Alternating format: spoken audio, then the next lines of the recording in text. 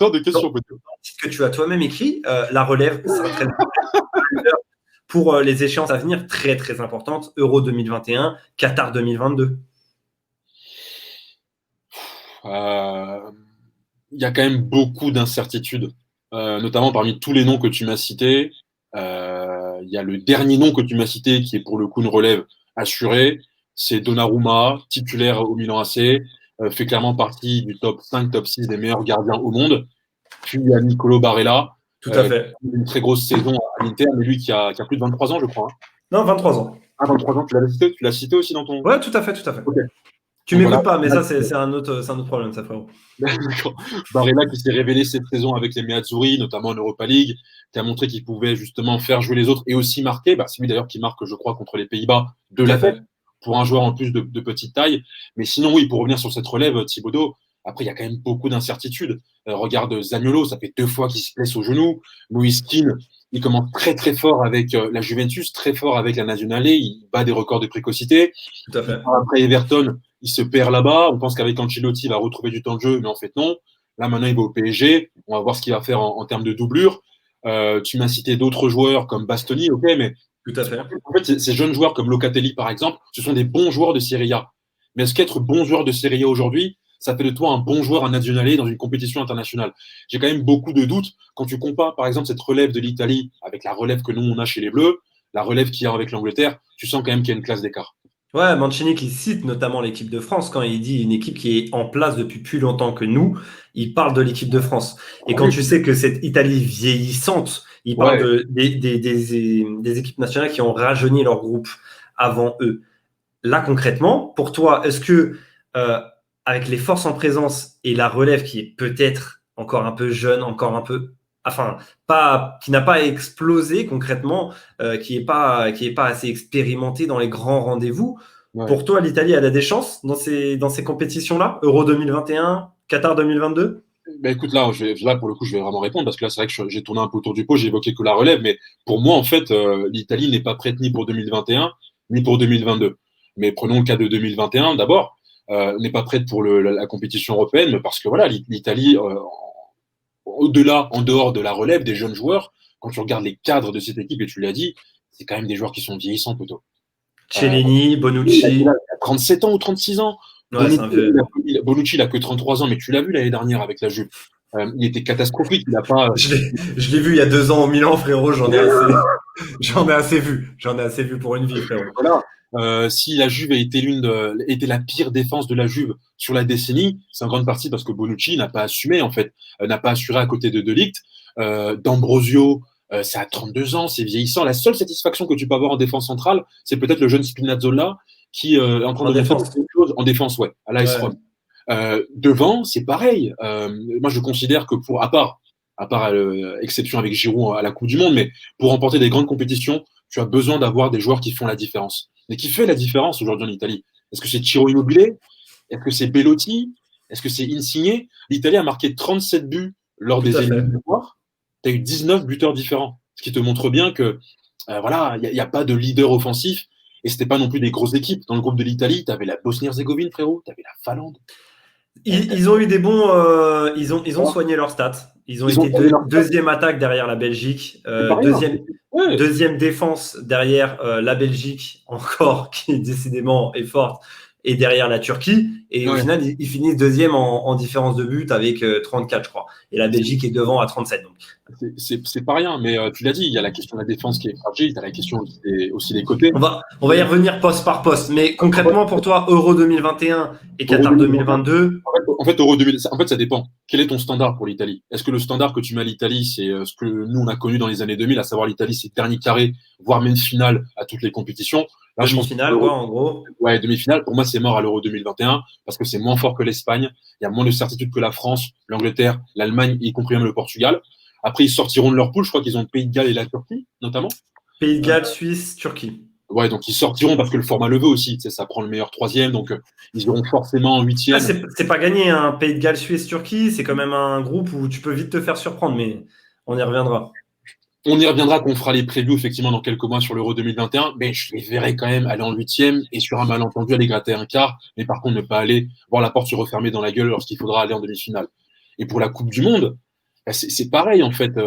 Quel standard? Est-ce que tu les vois d'ici 2 ans meilleurs que la France, le Brésil, l'Allemagne, Frérot, l'Angleterre? Tu vois. excuse-moi de te couper, mais je viens de percuter sur un queutru là. Est-ce que tu pourrais m'enlever la bande dépassante? À la fin, on va être sur les Lakers et t'auras en dessous Congrès, Souquet. Frérot, il va pas t'envoyer de maillot. Arrête de forcer. C'est pas parce que tu laisses son blast défiler pendant 1 heure et demie, frérot, que. Ce sera peut-être pas l'équipe de France, mais peut-être un Indian Alley. Ils ont peut-être besoin d'un latéral droit. Donc voilà. Voilà un peu ce que je pense. Non. L'Euro Ok, 2023, Qatar 2022, non. L'Italie n'est pas ok. prête. Ouais. Frérot, on va faire du poste par poste. On va essayer de rendre ça un petit peu dynamique. Concrètement, ce que je te propose, je te donne le 11 du dernier match de l'Italie, donc face aux Pays-Bas. Ouais. Gagné 1-0, but de la tête de Nicolo Barrera, servi Mhm. par Ciro Immobile. Ouais. Concrètement, je te donne un joueur à chaque fois. Tu me dis si tu le gardes titulaire ou si tu veux le remplacer. Et si tu veux le remplacer, frérot, je te donne les remplaçants potentiels. OK? D'accord, vas-y, let's go. Let's go, let's go. Gigi, Donnarumma. Non, je le garde. Ça bouge up, frérot. Ça bouge. Ah, peut-être. Ça bouge up. Ça bouge up. Fais pas de dinguerie, frérot. Là, on est sur. Non, non. Donne-moi Alexis Méret. Meret. Non, non, frérot. Ça bouge pas. Ça bouge pas. Pas de Non, bavure. Ça joue au Milan. il a un nom de ses francs, lui, en plus. De fou, de fou, de fou. Non, non, on est d'accord. Ça bouge pas. Donnarumma, Titu. Latéral gauche. Latéral gauche qui a joué à la Juve, qui joue actuellement à la Roma. Ouais. Tout à l'heure, il me semble que tu as dit un petit jeune, mais frérot, Il a 26 ans, poteau. C'est un 93, il a 26 ans. pas si jeune que ça, Je vais frérot. pas faire des révélations quand même sur le plateau, poteau. Pas si jeune, pas si jeune que ça, frérot. Spinazzola. Ouais, oh, bel accent, ouais, bien sûr. Non, je le garde. Je le garde à gauche, là, aujourd'hui, il n'y a pas, non, il y a personne. Si tu joues en 4-3-3, ça dépend dans quel format tu joues, mais si tu joues en 4-3-3. Tu gardes ou tu gardes? Moi, je veux une réponse claire, Non, nette et précise. moi, je mets Ashley Young. Il n'a pas encore la double nationalité, frérot. J'avais Fabio Grosso en remplaçant. Donc Ouais, tu gardes. Je garde, ouais. Ok, Giorgio Chiellini.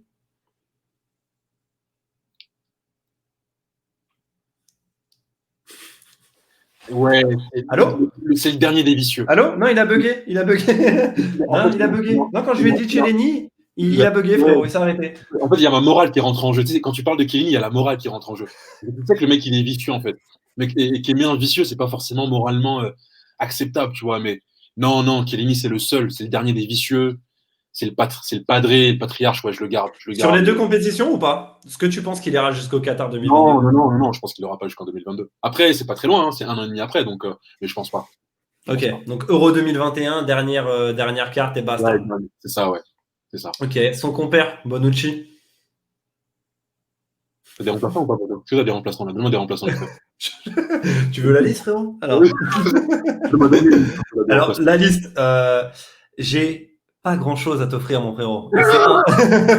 C'est un peu là que c'est chiant, tu vois. C'est un peu là que c'est relou. T'as pas un Émeric Laporte, un petit, non, t'as pas? Mancini, qui jouait la saison dernière avec la Roma.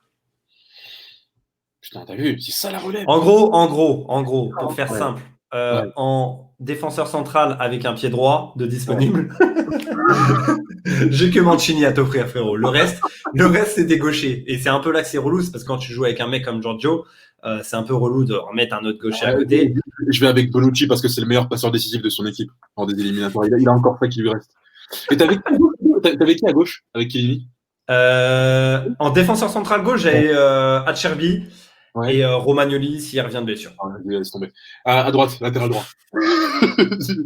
Laisse tomber, gros. Laisse tomber. Il a négligé le salaud. Dernier match, c'était D'Ambrosio titulaire.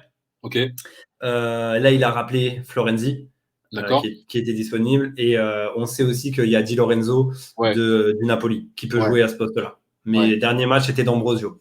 ouais. Moi, c'est Di Lorenzo. Di Lorenzo Ouais, je suis un grand fan, ouais. devant Florenzi. Ouais. Devant Florenzi, devant D'Ambrosio, devant titulaire pour moi. Je pars avec Di Lorenzo latéral droit. Pourquoi? Pour la jeunesse, pour La jeunesse, je le trouve beaucoup plus incisif que D'Ambrosio Et qui d'autre, donc tu m'as cité là à droite là. Et Florenzi. Florenzi, c'est vrai qu'il a une bonne qualité de centre, là qu'on a vu notamment avec le Paris Saint-Germain contre l'OM. Mais Di Lorenzo, c'est un joueur avec le Napoli, ça joue au ballon, ça prend son côté, ça propose. J'aime bien ce qu'il fait. J'aime bien le joueur. Il est beaucoup plus jeune que Il est dans une belle dynamique quand même. Ouais. Ok. Voilà, à droite. Écoute, on attaque le milieu de terrain. On va peut-être attaquer par le mec qui pour moi est le moins bougeable dans ce milieu de terrain, Nicolo Barella. Ouais. Ça bouge up. Ça bouge up, poteau. Ça bouge up. Ça bouge pas. On switch vite sur ceux qui peuvent bouger, doivent bouger. Ouais. Je n'ai rien dit, excusez-moi. Là, on joue en 4-3-3, c'est ça? Ouais, 4-3-3. Le dernier format était en 4-3-3, donc on va repartir sur la même chose. Jorginho de Chelsea. Il dégage pour moi. Il dégage. Il dégage, je mets qui? Et qui sur la Ne bougez pas, monsieur. on a du Marco Verratti, forcément. Oh, t'es un bâtard, Marco Verratti, il est titulaire. Calmez-vous, monsieur. Il n'était pas titulaire sur le dernier match. Calmez-vous. Justement, on vous propose de faire le milieu de terrain, monsieur. Vous avez suivi un peu? Marco Verratti, Sensi. En gros, c'est un peu les joueurs qui vont se rapprocher de ce style de joueurs qui sont disponibles. Marco Verratti. Bien sûr. Une évidence. Une évidence, poteau. Ok, le dernier de ce milieu de terrain qui était titulaire, et moi ça me fait fortement plaisir, pour parler d'équilibre dans ce milieu de terrain, qui est un point primordial, parce qu'on a des joueurs qui ont une vraie similitude au niveau du jeu. Sensi, Verratti, Barella, Jorginho, petit gabarit, qui aime bien jouer au ballon, mais derrière tout ça, il faut un grand quand même. Et Manuel Locatelli. Qu'est-ce que t'en fais de Locatelli? T'as vu le match face aux Pays-Bas? Ouais, je l'ai pas trouvé très bon. Mais je l'ai vu jouer à Sassuolo et c'est très très fort et ça régale avec 22 ans. 22 ans. Putain, il est jeune. Mais c'est vrai qu'il apporte de la taille. Il apporte de la taille dans un milieu qui est quand même petit format. Tout à fait. Qui est small ball. Non, mec, mélange pas les deux concepts, c'est pas pareil. Donc ouais, je vais avec Locatelli. Ouais, je vais avec Locatelli. Locatelli, en sachant qu'il a quand même une bonne qualité de passe, qui va pas tuer le jeu de la nationale et qui apporte quand même une petite dimension physique avec de la taille, quoi. Il fait 1m90 ou presque. Non, à côté de ça, pour te dire, c'est maigre. Et en fait, c'est là un peu qu'est le problème de l'Italie. C'est qu'ils n'ont pas énormément de joueurs qui peuvent jouer ce rôle. T'as Pellegrini de la Roma, mais qui est quand même moins défensif que peut l'être un Locatelli et qui apporte moins de certitude au milieu de terrain. Gagliardini de l'Inter. Tu verras un Locatelli en fait en sentinelle devant la défense et Barella et Verratti en relayeur. Voilà.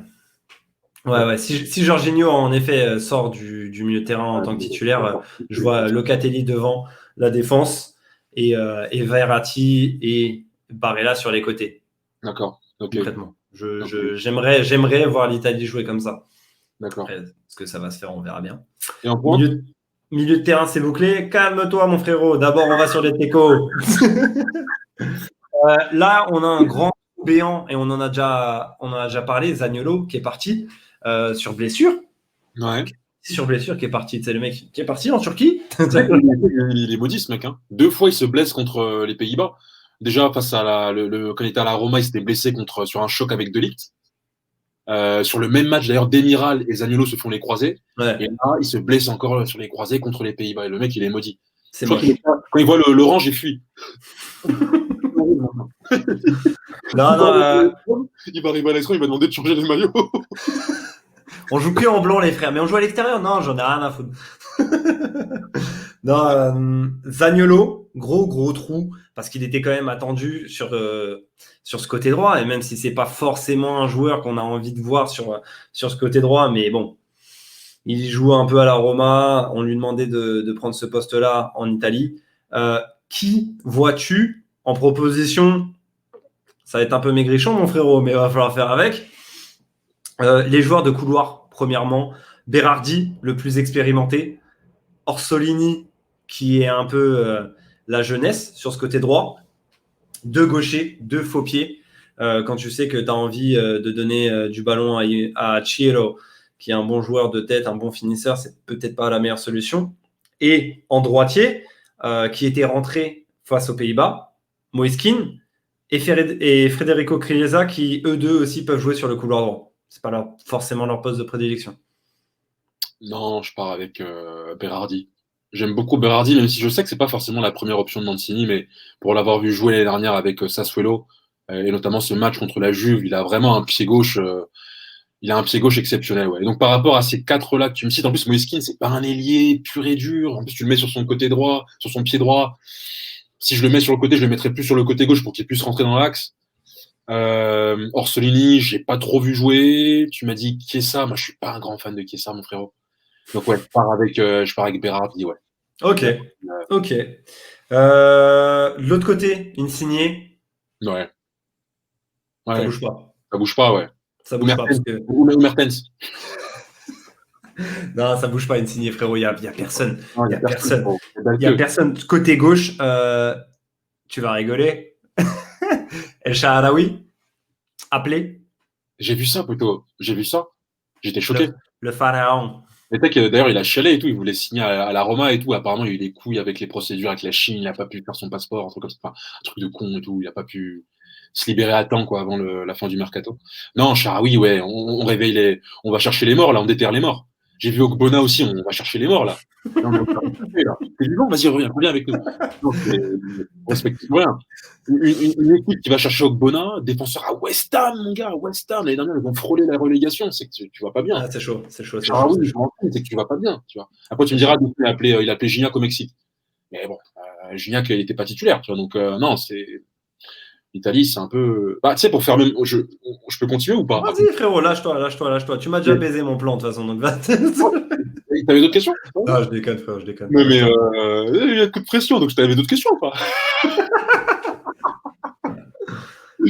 Non, mais poto, mais c'est fou, en fait, quand tu me cites les joueurs, je me dis, mais.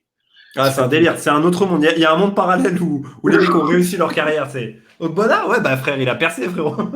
El Shaarawy, ouais, plutôt Poto, Milan, il a tu sais, une quand carrière. on parle de notre sélection française et tout, tu vois les noms, tu vois les joueurs. J'ai quand même l'impression que l'Italie, ouais, elle passe. Elle risque de devenir une nation de second plan, tu vois. Mhm. De second plan parce que elle pourra pas faire concurrence avec la France et l'Angleterre. Pour faire concurrence, en fait, dans ce monde du football, il faut soit avoir le nombre, donc avoir un vivier de footballeurs comme on l'a en fait en France et en Angleterre. Regarde, le monde entier se couche pour avoir nos joueurs. J'avais vu une stat récemment que Paris et Londres étaient les deux villes qui avaient envoyé le plus de joueurs à la Coupe du Monde 2018, ou faisaient partie des villes qui avaient envoyé le plus de joueurs en fait à la Coupe du Monde 2018.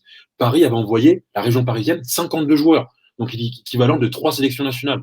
Quand Un tu regardes vivier. l'Italie, hein, Un vivier. un vivier, tu vois. Regarde l'Italie, c'est vrai que c'est un petit marché. C'est un petit marché. Rome, Milan, Turin, ça n'a rien à voir avec Londres et Paris. C'est pas des mégalopoles, ça atteint pas le 15-20 millions d'habitants, donc déjà ça. Et en même temps, les centres de formation italiens, je sais pas toi, mais ils sont pas reconnus pour être des grands centres de formation, comme tu en as au Portugal avec le Benfica, comme tu en as en Espagne avec le Real ou le Barça, ou même aux Pays-Bas. Donc ils ont ni la qualité, ni le nombre pour justement alimenter la sélection avec des jeunes joueurs de talent.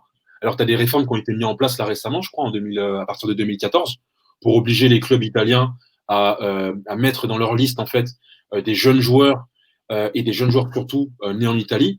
Donc, je crois que c'était des joueurs de moins de 23 ans, je crois, 4 jeunes joueurs, excuse-moi, de moins de 23 ans, plus 4 joueurs nés en Italie, formés en Italie. Donc, tu vois et c'est depuis 2014, donc ça fait quand même 6 ans que la règle a été mise en place. Et là, quand Mhm. tu donnes cette équipe, je me dis, mec, c'est chaud. C'est chaud. C'est Et est-ce chaud. que finalement, et je finirai par là, est-ce que l'Italie, tu vois, est-ce que c'est pas finalement elle va pas suivre la trajectoire de sélection comme la Hongrie, comme la Suède, tu vois, des équipes. Explique-toi, explique-toi, parce que tu vas me fâcher, frère. Je vais essayer de nuancer. Mais la Hongrie, c'était une grande nation de football dans les années 50. Et elle a fait 9 participations à la Coupe du Monde. Elle a fait même une finale, je crois, à la Coupe du Monde. Mais avec l'arrivée de nouveaux pays, bah, elle n'a pas pu faire face à la concurrence. Sauf qu'elle n'avait pas de championnat. Elle n'avait pas le championnat qu'avait l'Italie. L'Italie a un bon championnat qui va lui Ouais. permettre de continuer d'exister. Mais le problème, c'est que même dans le championnat italien, les meilleures équipes, elles n'ont pas forcément les joueurs italiens. L'Atalanta, il n'y a quasiment pas de joueurs italiens dans l'Atalanta, chez Non. l'Atalanta Bergame. Au Milan AC, ce ne sont pas les joueurs italiens que tu retiens. Les joueurs majeurs, tu vois, à part Donnarumma. La Juve, pareil. Donc l'Italie, il y a un danger qui guette l'Italie, ouais, de déclassement en fait, clairement de déclassement par rapport aux grandes nations que sont la France, le Brésil, l'Angleterre ou encore l'Allemagne. Pardon. Non, ça fait sens, mon frérot. Je te propose de finir gentiment. Ouais, Immobilier. ouais, immobilier, dis-moi, ouais. Immobilier, est-ce que tu le bouges? Est-ce que tu le laisses? En sachant qu'il y a quand même un Oh, peu de je t'ai niqué ton gens. plan. Je t'ai niqué ton plan. Non, mais on s'en balait, frérot, on s'en balait. C'est le dernier, termine gentiment. Immobilier, Chiro. Soulier d'or européen la saison dernière. Meilleur buteur de tous les championnats, les 5 grands championnats d'Europe confondus. Ouais, je le mets parce qu'il n'y a pas mieux, quoi. Je le mets parce qu'il n'y a pas mieux. Je mettrai pas King, je mettrai pas Et Bello. pour toi, actuellement, c'est pas un mec, un top attaquant. Soulier d'or européen la saison dernière, mon frérot.